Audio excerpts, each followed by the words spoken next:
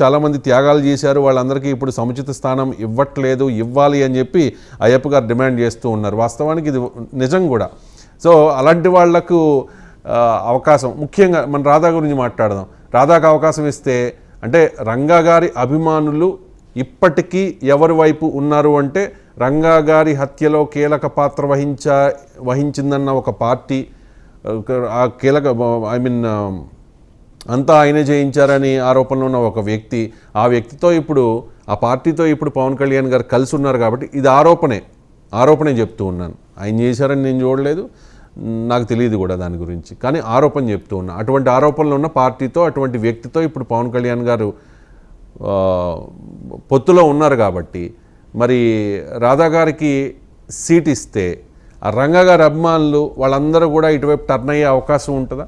లేకపోతే రాధా గారికి టికెట్ ఇవ్వలేదు కాబట్టి వైసీపీకి మళ్ళీ వేసే అవకాశం ఉంటుందా? ఇప్పుడు రవిశంకర్ గారు పవన్ కళ్యాణ్ తెలుగుదేశం పార్టీతో పొత్తులో ఉన్నాడు, అసలు తెలుగుదేశం పార్టీలోనే రాధా ఉన్నాడు కదా. అదే పార్టీలోనే రాధా ఉన్నాడు. మరి తెలుగుదేశం పార్టీ టికెట్ ఇవ్వలే కదా ఇప్పుడు.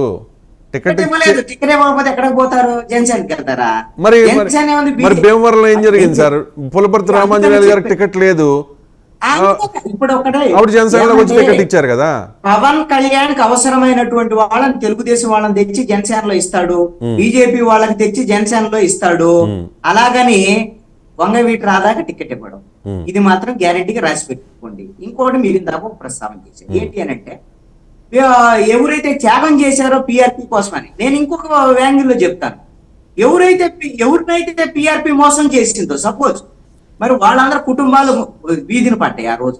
ఇప్పుడు పవన్ కళ్యాణ్ కొన్ని కుటుంబాలు మోసం చేస్తున్నాడు, వాళ్ళ కుటుంబాలు వీధిని పడదు. ఆ రోజున అన్న మోసం చేశాడు, ఈ రోజున తమ్ముడు మోసం చేస్తున్నాడు.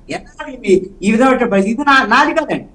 ఈ జనసేన నమ్ముకున్నటువంటి వాళ్ళు, వాళ్ళ కుటుంబాలు 10 ఏళ్ల నుంచి పని చేస్తున్నటువంటి వాళ్ళు ఈ రోజున తిట్టిపోస్తున్నారు పవన్ కళ్యాణ్. అనేకమైనటువంటి ఎగ్జాంపుల్స్ ఉన్నాయి ఈ రోజున. మీరు పోతిన మహేష్ సంగతే చూడండి, ఇలాంటి వచ్చినండి ఎగ్జాంపుల్స్ చూడండి.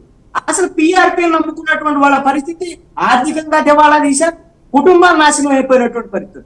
వీళ్ళకి వాళ్ళ సొంత ప్రయోజనాలు తప్ప ఈశ్వరికి వీళ్ళని నమ్ముకున్నటువంటి వాళ్ళు, వీళ్ళ కోసం పనిచేసినప్పుడు వీళ్ళతో అవసరమే లేదు. అదేమంటే మీరు అందరూ కూడా నేను చెప్పింది తినేవాళ్ళు, నేను చెప్పింది క్వశ్చన్ చేయనటువంటి వాళ్ళు, మీరు వీళ్ళే నాకు ఫాలోయర్స్. ఉంటే ఉండండి, పోతే పోండి. ఉంటే ఉండండి, పోతే పోండి అంటే వాళ్ళందరూ లేక నువ్వెక్కడ ఉన్నావు పవన్ కళ్యాణ్ అనేటువంటి దానికన్నా మాట మీరు చెప్తున్నట్టుగా నిజంగా కొంతమంది అంటే చాలా డెడికేటెడ్గా పనిచేస్తున్న జనసేన నాయకుల్ని, సైనికుల్ని కాస్త ఇబ్బందికి గురి చేస్తుంది మీరు చెప్తున్నట్టుగా. వాస్తవమే అది. శ్రీనివాస్ గారు కాల్ అందరినీ గురి చేసిందండి. డెడికేటెడ్ గానే పనిచేస్తున్నారు 10 ఏళ్ల నుంచి. 10 ఏళ్ల నుంచి డెడికేటెడ్ గా పనిచేయనటువంటి వ్యక్తి ఎవరన్నా అంటే పవన్ కళ్యాణ్. 10 ఏళ్ల నుంచి డెడికేటెడ్ గా పనిచేస్తే ఈ రోజున ఆంధ్రప్రదేశ్ లో ప్రత్యామ్నాయ శక్తిగా ఎదగడానికి కావాల్సినటువంటి స్పేస్ ఉంది, ఆ విధమైన అవకాశం ఉంది. ఆయన మిస్టర్ క్లీన్, అది వైట్ పేపర్ లాంటి వాడు రాజకీయాల్లో, ఆయన మీద ఆరోపణలు లేవు. అలాంటి పరిస్థితుల్లో నీకు అవకాశం ఉంటే నువ్వు 10 ఏళ్ల నుంచి పని చేయకుండా ఇప్పుడు మనకు బూత్ లెవెల్లో కూడా మనకి బలం లేదు, మనం తెలుగుదేశం జెండా మోయటమే అనేటువంటి పని చెప్తే ఎవరు దీనికి బాధ్యులు? పవన్ కళ్యాణ్ కాదా? పవన్ కళ్యాణ్ బాధ్యతనే, పవన్ కళ్యాణ్ ఫెయిల్యూర్ని ఈ రోజున జన సైనికుల మీద. అంటే జనసేన నాయకులతో ఆఫ్ ద రికార్డ్ పార్టీ కార్యాలయంలో మాట్లాడుకోవాల్సిన మాటలు ఆయన అది విజయకేతన జెండా సభలో ఓపెన్ అయిపోయారు. అంటే ఆయన వైపు ఆయన తప్పిదాలని అసలు ఎక్కడ మాట్లాడలేదు రవిశంకర్ గారు, ఎప్పుడు మాట్లాడలేదు.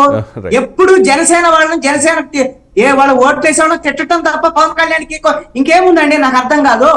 మీరందరూ నా వెనకాల వచ్చి నన్ను జైలు కొడతారు, వెళ్ళిపోయేసారు కాంగ్రెస్ పార్టీ ఓటేస్తారు. ఎవరు చేతకంతరం అండి ఇది? పవన్ కళ్యాణ్ చేతకంతరమా? నువ్వు జన సైనికుల ఫెయిల్యూర్ ఇది?